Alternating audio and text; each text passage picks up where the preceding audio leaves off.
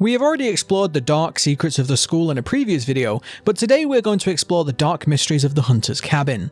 I'm going to point out some things you might have missed, explain some of the more secretive elements of this place, and yes, I'm even going to give my opinions on that theory. I love that theory, by the way, but I might actually be debunking it in this video, potentially.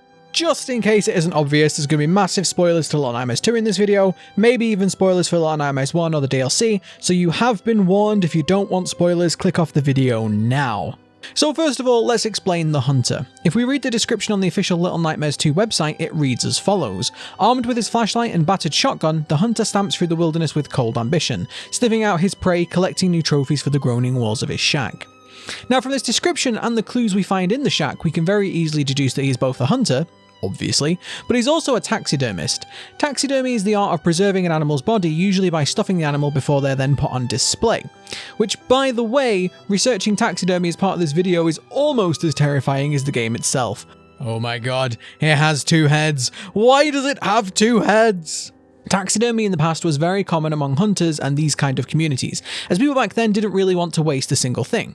If a hunter killed an animal, the meat and organs would be eaten, the furs would be used in crafting, antlers and even teeth would often be used in tools and decoration, and sometimes parts of the corpse would be used in taxidermy, or even the entire corpse itself, as a trophy to commemorate the kill. Fun fact, my grandparents were farmers and they had a bunch of this stuff around their farmhouse. It was creepy, yet oddly intriguing all at the same time. Now if you look in the cabin, you can see the mounted head of a moose, and this is clearly taxidermy. This was either done by the hunter before everything went crazy, or this hunter learnt this behaviour from the original hunter, and I will come on to that theory shortly. But this is fairly skilled work, and this was most likely done before the signal tower corrupted the Pale City and the surrounding areas. Now this is where it all gets a little bit dark. Remember the family you find sat around the table? Well, they are also taxidermy. Look at how their skin has been sewn around their frames, and you can also see the stuffing sticking out in places too, like the arm here, and even coming out of the boy's eye. Ugh. So why is the hunter turned to performing taxidermy on humans? And moreover, why now does this taxidermy look so shoddy compared to this moose?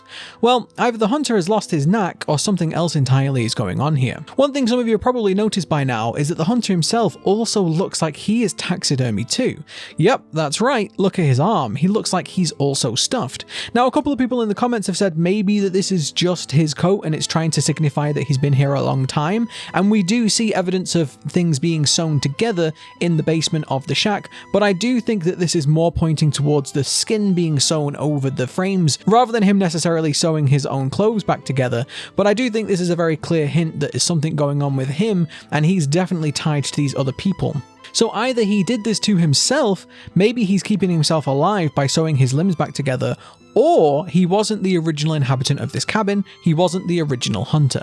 It's pretty much confirmed at this point that normal humans once lived in this world. The entire game is littered with their belongings, and we can clearly see a number of corpses throughout the game. Not least, we can see a number of body bags in the woods before we reach the cabin, but also we can see a few of them tied up in bags in the attic. Now it's safe to assume that these are body bags because we see the feet of one dangling out, and we'll come back to that one later. But count how many body bags there are. There are 4 body bags in this attic. 4 body bags for the 4 residents of this house. We see 3 around the table, and then there's the granny in the attic. Now this is where we get to the theory part of this video. I think the hunter is killing the people and replacing them with taxidermy versions of themselves. Why? Because he is following the same pattern of behaviour that he used to before the effects of the signal tower corrupted him along with everything else. Or, as I said earlier, it is possible that like the porcelain dolls and the mannequins that we see later, this hunter was brought to life by the signal, and just like them, he is acting out his role given to him by the signal tower. But that is another theory for another video. This definitely explains why Six is being kept alive and perfectly unharmed locked in the basement down here, because he is keeping her as perfect as possible so that he doesn't ruin the taxidermy that he wants to make. He wants to add Six to his collection, she's just his latest trophy, and he doesn't want to shoot her because that would ruin the taxidermy. Which, by the stomping sounds we hear of the hunter in the cabin when we free Six, could have been just about to happen. Creepy. But this theory is also supported by the description we get of the cabin in the Little Nightmares website.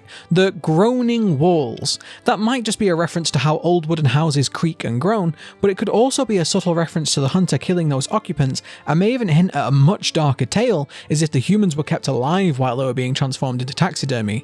Ugh.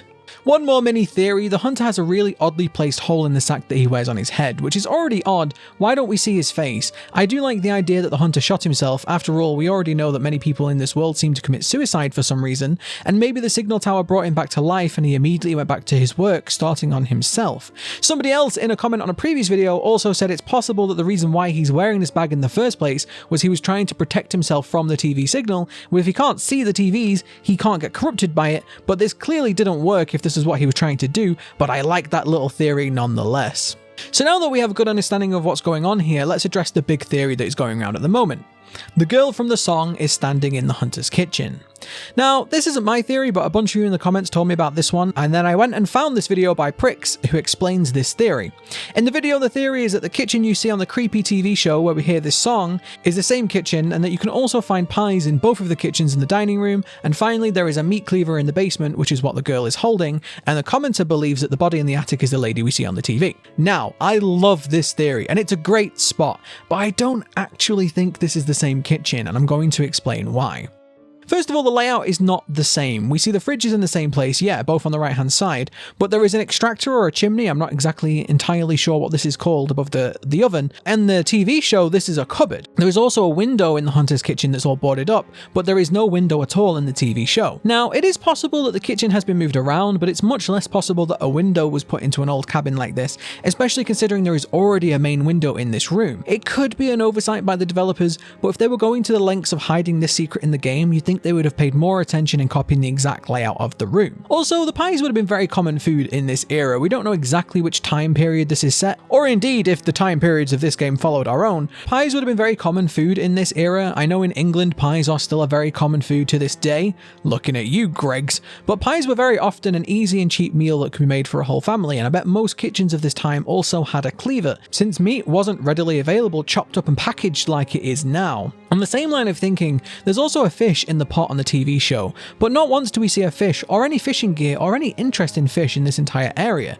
Now, of course, they could have bought fish at a market or something, but I always thought the fish was more of a moor reference, since we know that the moor has a readily available supply of fish because it's an underwater thing and we see fish all over the place in the moor's kitchens. So this is a great theory, but I don't think it's truly confirmed like some people are saying. Now, a couple of things you might have missed in this area. In this secret room where you find one of the glitching kids, we have a giant rat, which fits in with that giant moth we saw in the previous video. There has to be a connection here.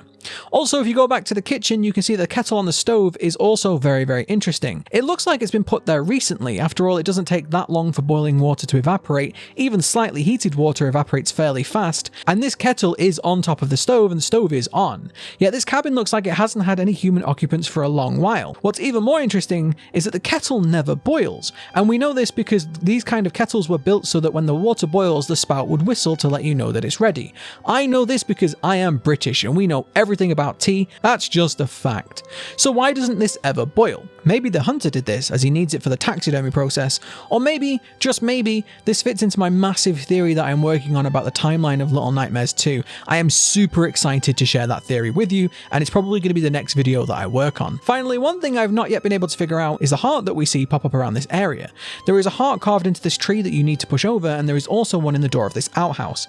This definitely seems to have significance as it's in the game multiple times. Maybe it's a reference to the family, it could even be a reference to some part of their past life, but for now it's just a very interesting clue that I'm sure we'll figure out one day. So those are just some of the dark and creepy secrets of the cabin in Little Nightmares 2. If you haven't already, check out my other theory videos on the channel here and subscribe so you don't miss out on the next theory video I upload, because that one is going to be a huge one. So thank you very much for watching, and I will see you next time.